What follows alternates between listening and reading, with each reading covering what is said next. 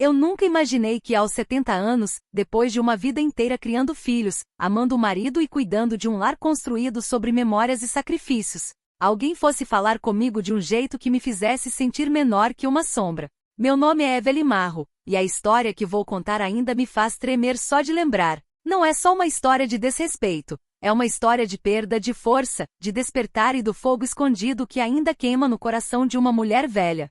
Deixe-me levar você de volta àquela noite, uma noite tão comum, tão quieta, que ninguém imaginaria que ela mudaria o rumo da minha vida. A casa ainda cheirava levemente a canela porque minha filha, Ellen, tinha feito muffins naquela tarde. O vento gelado do inverno batia na janela como um velho amigo, me lembrando de todos os anos que já se foram. Eu estava sentada no sofá da sala, enrolada numa manta macia, assistindo a um documentário sobre as marés do oceano. Eu gostava daqueles programas, lentos, tranquilos, cheios de histórias sobre a natureza que segue em frente não importa o que aconteça.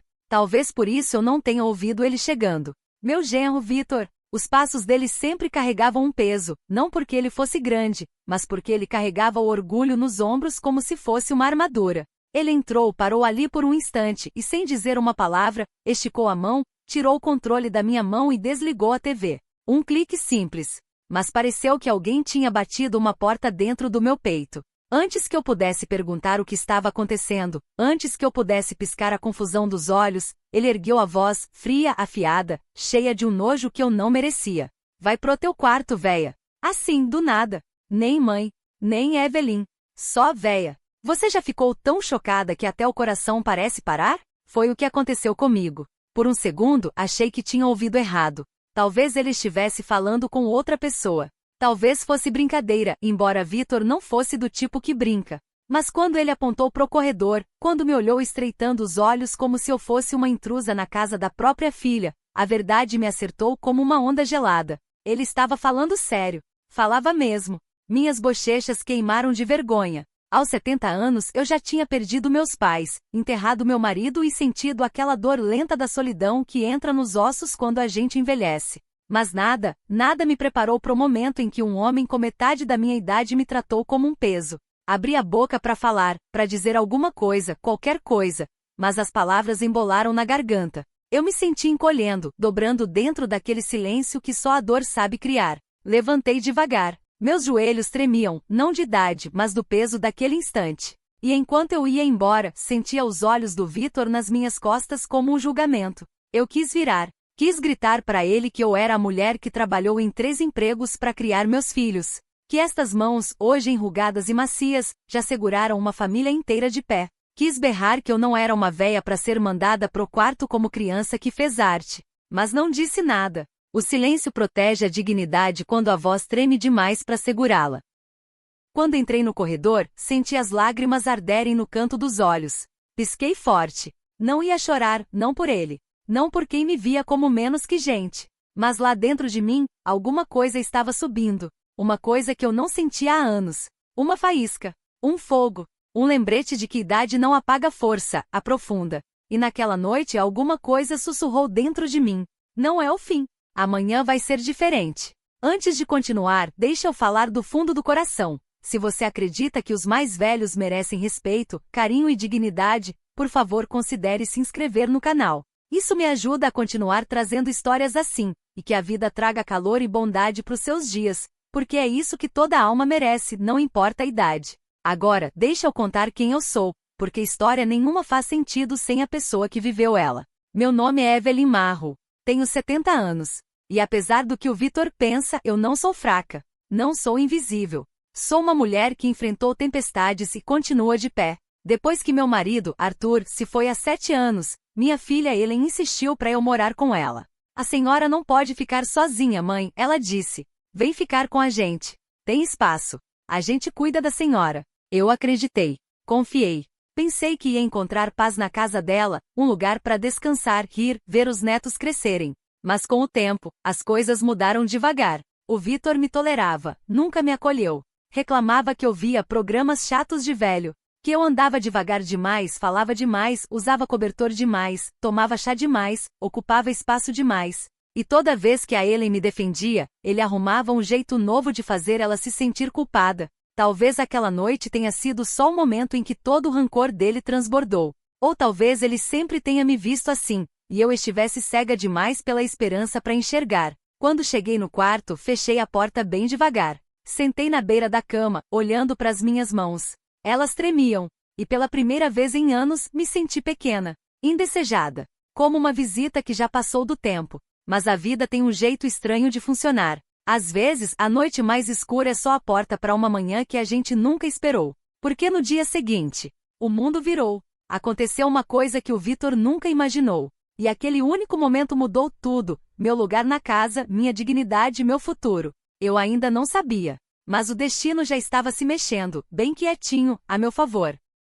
Às vezes a vida muda da noite pro dia, não com trovão, não com barulho, mas com uma virada tão silenciosa que só entendemos depois.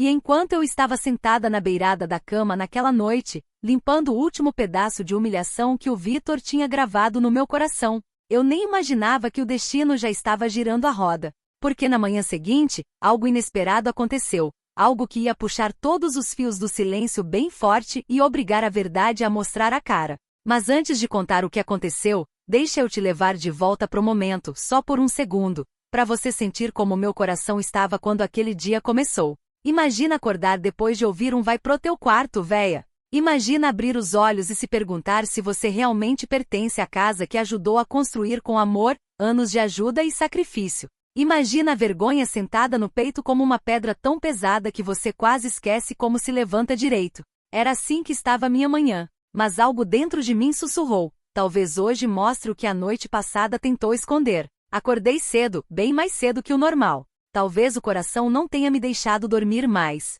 Peguei o casaquinho, vesti devagar e fui andando devagarinho até a cozinha. As juntas doíam, mas nem metade do que a alma doía. A casa estava quieta. Quieta demais. Um silêncio que faz as paredes parecerem que estão prendendo a respiração. Entrei na sala e foi aí que ouvi uma voz tremendo. Baixinha. Apertada. Quase como se alguém estivesse se segurando para não desabar na frente dos outros. Era Ellen, minha filha. Ela estava sussurrando, mas a dor na voz cortava o silêncio como vidro. Vitor, por que você falou aquilo para ela? Meu coração deu um salto. Eles estavam na cozinha. Eu parei, escondida pela parede do corredor. Não queria espionar, mas também não conseguia sair dali. Não hoje. Não depois da noite passada. A voz do Vitor veio em seguida, fria na defensiva, irritada. Ellen não foi nada. Ela é muito sensível. Ela toma conta da sala toda noite. Eu só queria ver o jogo. Ela vai ficar bem. Bem? Ele achava que eu ia ficar bem depois de levar palavras como pedradas? A voz da Ellen tremia mais forte. Você mandou ela ir pro quarto como se fosse criança, Vitor. Ela tem 70 anos. É minha mãe. Fez-se um silêncio longo. Eu quase conseguia ver a tensão enchendo o ambiente como fumaça preta. Você sempre toma ao lado dela, ele acabou dizendo. Sempre. Eu tô cansado de me sentir visita na minha própria casa porque sua mãe tá aqui o tempo todo. Ela cozinha comida esquisita, assiste programa chato, anda devagar, Ele cortou. Ela é um ser humano.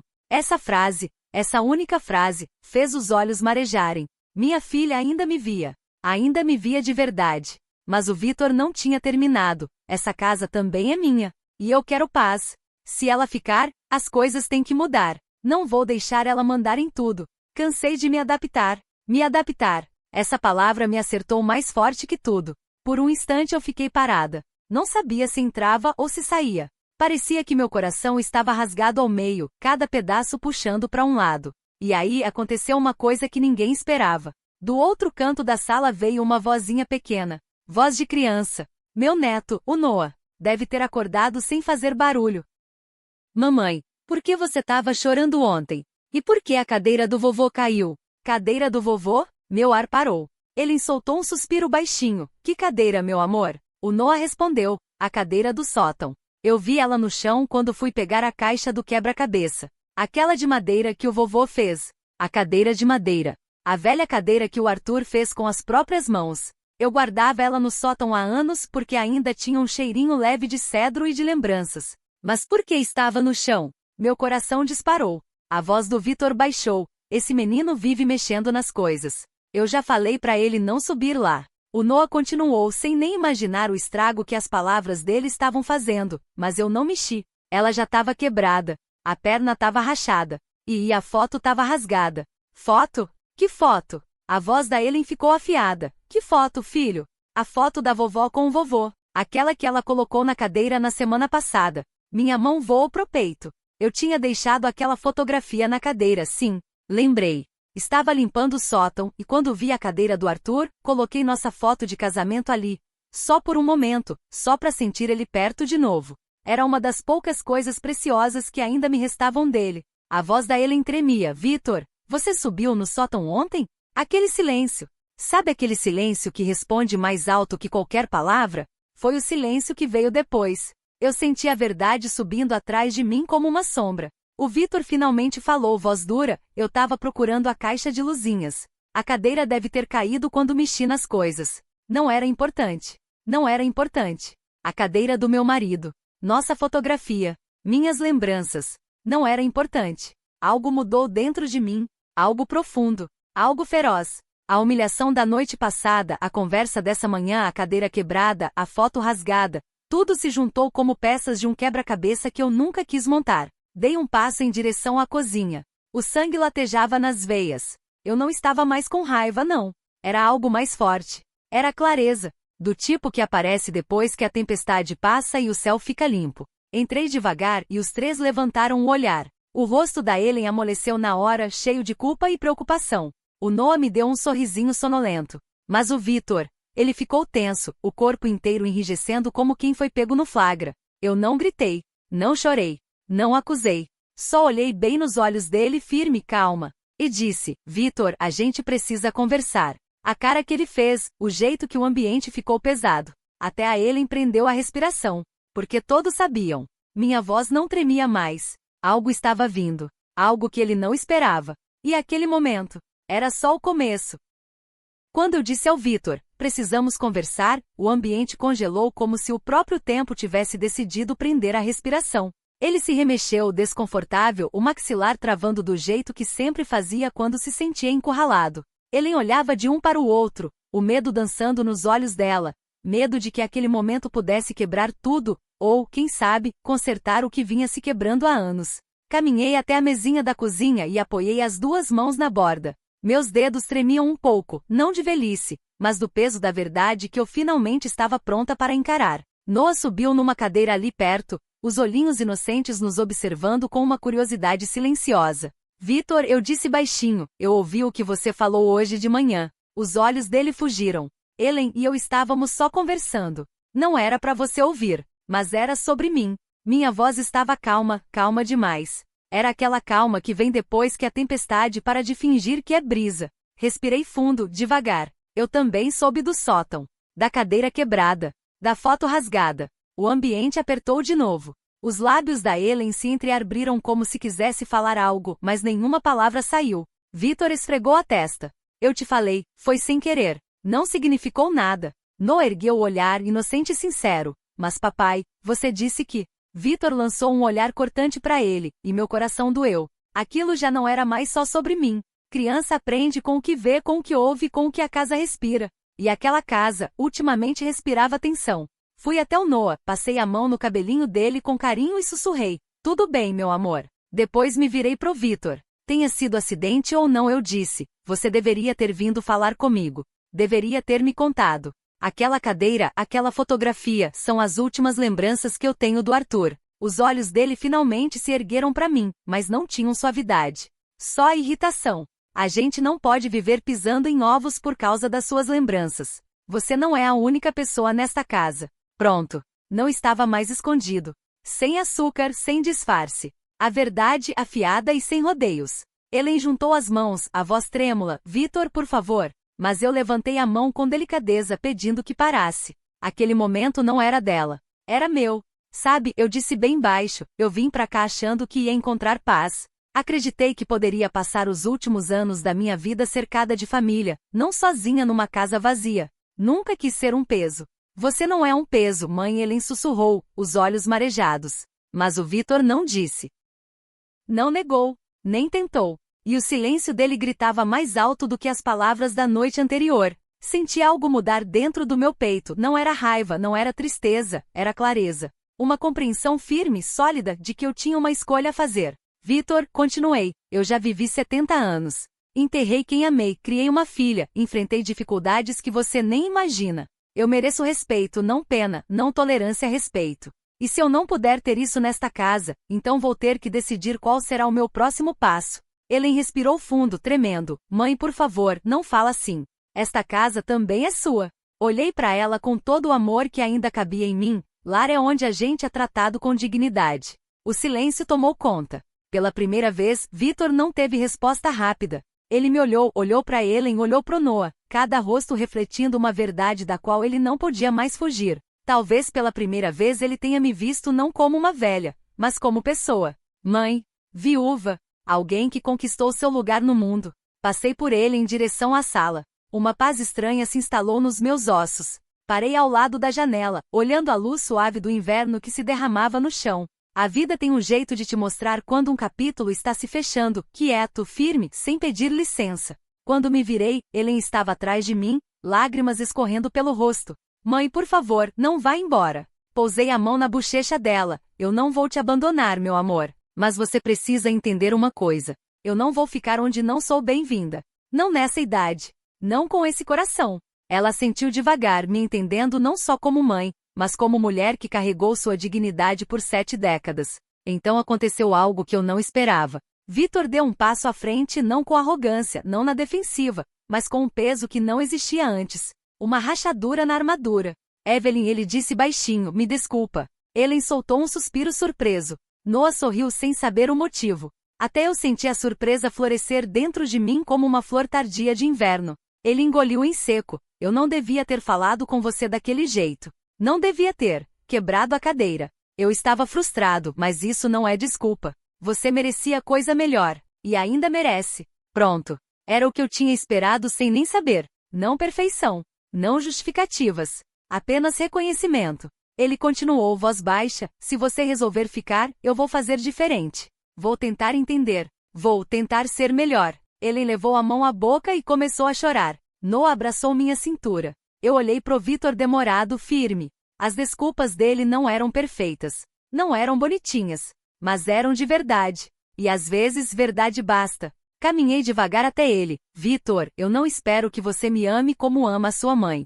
Mas espero respeito. Se a gente conseguir ter isso, podemos começar de novo. Ele assentiu, baixando os olhos, tem minha palavra. Naquele instante, algo amoleceu dentro de casa. Ainda não estava tudo curado. Cura leva tempo, mas o ar ficou mais leve, mais quente. Mais tarde, naquela mesma noite, Ellen desceu a cadeira quebrada do Arthur do sótão. Victor sentou com cola de madeira e ferramentas, consertando cada rachadura com uma sinceridade que eu nunca tinha visto. Noah segurava os parafusos. Ellen encostou a cabeça no meu ombro. E eu assegurei a foto remendada junto ao coração. Famílias não se quebram numa noite só. E também não se curam num dia só. Mas às vezes basta um momento de verdade para começar a costurar tudo de novo. Enquanto eu via a cadeira ganhar forma outra vez, eu soube de uma coisa importante. Respeito não apaga a dor, mas constrói pontes onde antes só havia silêncio. E naquela noite, pela primeira vez em muito tempo, a casa finalmente parecia lar. Obrigada por ouvir minha história. Se ela tocou seu coração, nem que seja um pouquinho, eu ficaria muito feliz se você se inscrevesse. Que a vida sempre traga calor, carinho e dignidade para os seus dias, não importa a sua idade.